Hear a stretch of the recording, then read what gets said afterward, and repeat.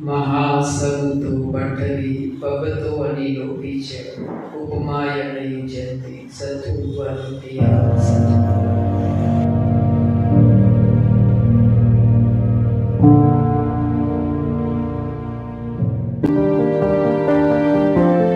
To accelerate the wheel of Dhamma, subscribe the channel and press the bell icon. विश्ववंदनीय महाकारुणिक भगवान तथागत सम्यक संबुद्ध के चरणों में पंचांग प्रणाम करता हूँ। डॉक्टर बाबा साहब भीमराव अम्बेडकर उनके प्रति कृतज्ञता व्यक्त करता हूँ और यहाँ उपासक श्रद्धावान उपासक उपासिकाओं के प्रति मंगल कामना करता हूँ। हम सब धर्म का प्रतिपादन करते करते भगवान बुद्ध द्वारा उपदेशित निर्वाण रूपी परम मंगल की प्राप्ति करें। हमारा सबका जीवन मंगल में साधु। भगवान बुद्ध के काल में बहुत सारी कहानियाँ हैं, तो उसमें से एक छोटा सा कहानी आपको बताता हूँ। भगवान बुद्ध के काल में दो कैरेक्टर्स ऐसे थे जो भगवान बुद्ध ने उसको प्रमुख का स्थान दिया था। उपासक उपासिका उसको अग्रणी पदवी दी जाती थी भगवान बुद्ध के काल में। तो पुरुषों में ऐसा कौन था जिसको अग्रणी पदवी दी थी? उपासक में अनाथ पिंडक। अनाथ पिंडक को भगवान बुद्ध ने अग्र उपासक की पदवी दी थी। और महिलाओं में बहनों में कौन था? विशाखा माता। विशाखा माता को भगवान बुद्ध ने अग्र उपासिका की पदवी दी थी। तो आज इसके ऊपर आपको छोटी सी बात कहता हूँ। माता विशाखा कहा जाता है कि इतना पुण्य पारणी था उसका कि वो कपिल वस्तु की थी, लेकिन उनका ब्याह गया था श्रावस्ती में। उनका पिता का नाम था धनंजय श्रेष्ठी और माता थी सोमना देवी। श्रेष्ठी घराने थी। श्रेष्ठी का अर्थ होता है धनवान, धनपति। जो आज हम कारखाने फैक्ट्री में काम करते हैं तो उसको मालिक को मजदूर क्या बोलता है? सेठ बोलता है ना। तो वो सेठ शब्द श्रेष्ठी पर से आया, सेठ पर से। तो वो श्रेष्ठी घराने से विशाखा माता थी। तो कहा जाता है कि 7 साल की उम्र में जब उसका दादा उनको पता चलता है कि भगवान बुद्ध का आगमन हो रहा है, तो विशाखा 7 साल की थी उस समय। वो विशाखा को भगवान बुद्ध का उसको सत्कार करने के लिए वो भेजते हैं। और कहा जाता है कि विशाखा 7 साल की उम्र में भगवान बुद्ध के प्रति उनका मन श्रद्धा से भर जाता है। भगवान बुद्ध की पहली बार वंदना करती है। उसी वक्त वो धम्म की श्रेष्ठ अवस्था, पहली अवस्था कौन सी है? ध्यान की सुत्तापति फल को वो प्राप्त करती है। आज के संसार में जूझ ऐसे लोग हैं जो सुत्तापति अवस्था को प्राप्त किया है, शायद कोई नहीं है। तो ऐसी उच्चतम अवस्था को विशाखा सिर्फ 7 साल की आयु में प्राप्त कर लेती है और भगवान बुद्ध और उसके धर्म के प्रति बहुत श्रद्धा युक्त हो जाती है। ऐसी विशाखा माता का शादी हुआ था मिगार सेठ। एक मिगार श्रेष्ठी था श्रावस्ती में। तो मिगार श्रेष्ठी का पुत्र था पुण्यवर्धन। उनके साथ माता विशाखा जो थी उनका शादी हुआ था। दोनों घराने थे, बहुत धनवान थे। विशाखा का घराना भी धनपति का था, मिगार श्रेष्ठी का घराना भी धनपति का। तो विशाखा जब भी जाती है ससुराल तो बहुत ध्यान से सुनने जैसा है कि उनका पिताजी थे। उनके पिताजी कौन? धनंजय श्रेष्ठी थे। वो माता विशाखा को 10 प्रकार के उनको शिक्षा देते हैं कि तुम्हें अपने ससुराल में कैसे रहना है।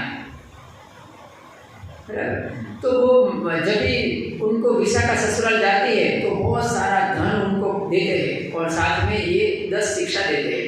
तो ये 10 शिक्षा के ऊपर आज थोड़ी बात करते हैं, फिर धम्मदेश का हम समापन करेंगे। तो पहली शिक्षा उनके पिता देते हैं विशाखा को कि हम घर की अग्नि बाहर नहीं ले जाना। ये जो उन्होंने जो शिक्षा दिया ना, वो थोड़ा गर्भित अर्थ में दिया था। गर्भित माने थोड़ा गूढ़ वाणी में दिया था।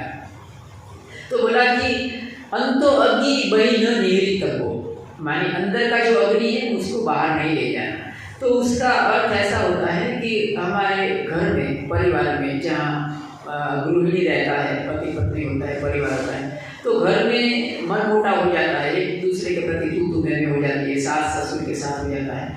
तो उनके पिता का कहना था कि घर में कुछ भी हो, बाहर के लोगों को उसकी गंध नहीं आना चाहिए। घर में जो होता है वो बाहर नहीं बताना, किसी को भी नहीं बताना। तो उन्होंने ये कहा कि अंदर का अग्नि है वो बाहर नहीं ले जाना। माने घर का कोई भी बात है, बराबर, मन मोटा होता है, अच्छा होता है, बुरा होता है, बाहर किसी को नहीं बताना। तो इस तरह का पहला उन्होंने शिक्षा दिया। हाँ, बैठिए।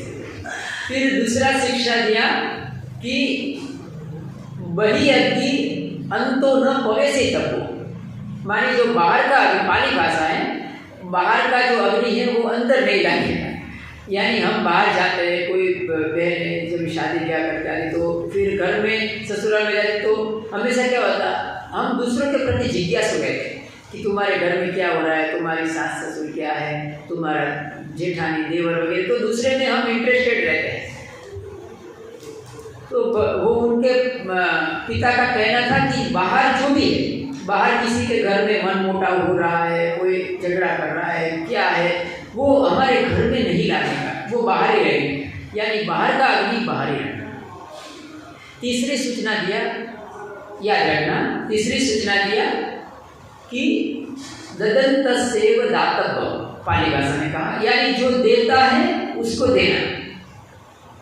रहस्यमय भाषा हो गया। मानी क्या देता है, तो जब भी हमारे परिवार होता है उसमें अड़ोस पड़ोस में हम लेन देन का संबंध रखते हैं, कुछ ले जाते हैं, कुछ देते हैं।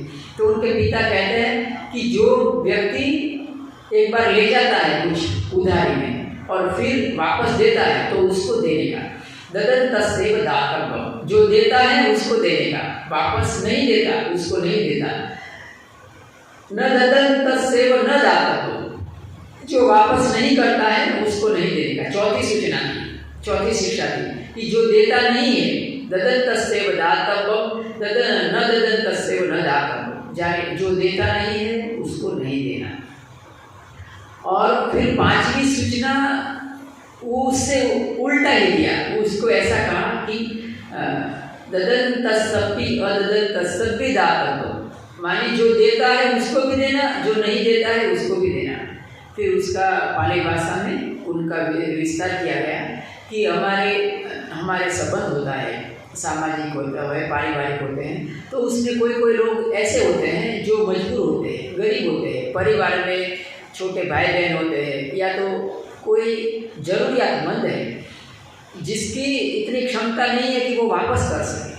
तो उनके पिता ने विशाखा को कहा कि ऐसे लोग हैं कि जो वापस नहीं कर सकते, कोई भिक्षु है, भिक्षुणियाँ हैं, या तो कोई भी ऐसे लोग हैं जरूरतमंद, तो उसको देने का, चाहे वो वापस करे या ना करे। तो उसको कहा ददन्तस्सपि अददन्तस्सपि दातव्यम्। आगे कहा उन्होंने कि बहुत अच्छा कहा है कि सुखम निषेधितव्यम्, सुखम निषेधितव्यम्, अर्थात हमें सुख से बैठना है। अभी आप बैठे हैं तो बहुत माने गुड़ अर्थ हो जाता है कि सुख से कैसे बैठना। तो उसमें विस्तार कहा गया कि जब भी कोई महिला शादी करके जाता है तो उनके सास ससुर होते हैं, बड़े होते हैं घर में, तो उनके सुख से कभी बैठ सकते हैं। तो बोला ऐसी जगह बैठना और इस तरह से बैठना कि उसके सास ससुर आते हैं जाते हैं, बराबर, तो वो हड़बड़ी में ना आ जाए, आसानी से बहुत ही मानी शालीनता से वो उठ बैठ सके, इस तरह से सुख से बैठना कहा।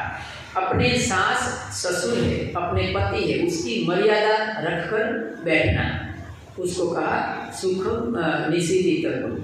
फिर कहा सुखम परिभुंजितव्यम्, अर्थात सुख से खाना, सुख परिभुंजितव्यम्, सुख से खाना, अभी उसका अर्थ ऐसा नहीं कि हम खाना खाते रहे, कभी भी खाना खाए, ऐसा कभी। सुख से खाने का अर्थ होता है कि देख लेना पहले कि अपने सास ससुर है, उन्होंने खाना खाया, अपने पति क्या कर रहा है, जो घर के नौकर चाकर है उन्होंने खाना खाया कि नहीं, बराबर पर्याप्त मात्रा में खाना है कि नहीं, तो ये सब देख लेना, उसके बाद खाना खाना, उसको कहा गया सुखम परिभुंजितव्यम, याद रखना। तो ये शिक्षा दिया। उसके बाद कहा सुखम निपज्जितव्यम, निपज्जितव्यम यानी सुख से लेटना है। जब भी रात हो जाती है तो हम लेट जाते हैं, तो बोला सुख से लेटना। तो सुख से लेटना कैसा होगा? आराम से माने बहुत सुखदायक शैया में सो जाने का, खर्राटे लेने का, ऐसा नहीं, ऐसा नहीं। सुख से लेटने का अर्थ हुआ कि देख लेना पहले कि घर का जो घर है उसका दरवाज़ा है, खिड़कियाँ है, मानी जो कुछ हमारी शंकास्पद चीज़ें है वो सब बंद है ना, वो देख लेना पहले कि दरवाजे खिड़कियाँ बंद है कि नहीं, घर में नौकर चाकर है उन्होंने खाना खाकर उस आरामदायक में है कि नहीं, माता पिता अपने जो ससुर है, अपने पति है, उसकी पहला तुम दरकार ले लेना, उसके बाद तुम सोना। ये शिक्षा दिया उन्होंने आगे का, बराबर। उसके बाद कहा कि अग्नि की तरह रहना, बराबर, ऐसा कहा कि तुम अग्नि की तरह रहना। यानी कैसे कि अग्नि की तरह हम कैसे रह सकते, जैसे कि अभी ये सर्दी के दिन है, तो सर्दी के दिनों में कोई धूप सेकते हैं, तो धूप सेकते हैं तो एक पर्याप्त मात्रा में उसकी दूरी बनाए रखते हैं। अगर नज़दीक ले गए जलन होगा, दूर ले गए तो ठंड लगेगा। तो अग्नि की तरह यानी क्या है? तो कि माता अपने सास ससुर है, पति है, अपने देवाने जेठानी जो कोई रिलेटिव्स है, उनके साथ पर्याप्त मात्रा में दूरी बनाए रखना, बराबर। उनके साथ उतना ही नज़दीक करना, अपने सास ससुर है, पति है उनके साथ, कि वो अमर्यादा ना लगे। फिर आखिरी उनका शिक्षा दिया कि अपने देवताओं की वंदना करना, देवताओं की कोई अंतर के देवताओं की वंदना करना, पूजा करना। तो उस देवताओं के बारे में कहा कि अपने सास ससुर है, पति है, उनको देवताओं के समान गिना गया है, तो उनकी आप आदर सत्कार देना, उनकी आज्ञा रखना। तो ये 10 प्रकार की शिक्षा धनंजय श्रेष्ठी ने माता विशाखा को दिया था, और माता विशाखा ने उसका पालन करते करते वो आगे जाकर धर्म की उच्चतम अवस्थाओं को उन्होंने प्राप्त किया था। तो हमारे जीवन में भी ये सब हम शिक्षाओं का पालन करके धर्म का प्रतिपादन कर सकते हैं। आप सबने मेरी बात को बहुत ही ध्यान से सुना।